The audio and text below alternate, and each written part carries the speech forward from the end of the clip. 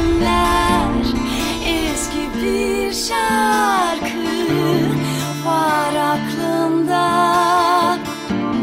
Sevdim birini, hiç kaybetmemiştim. Kaybetmek yoktu, yoktu aklımda. Sıradan basit bir günün uğruna hiç dua etmemiş, hiç yalvarmamıştım. Sen nasıl başardın? 100 yıllık ağaç gibisin. Nasıl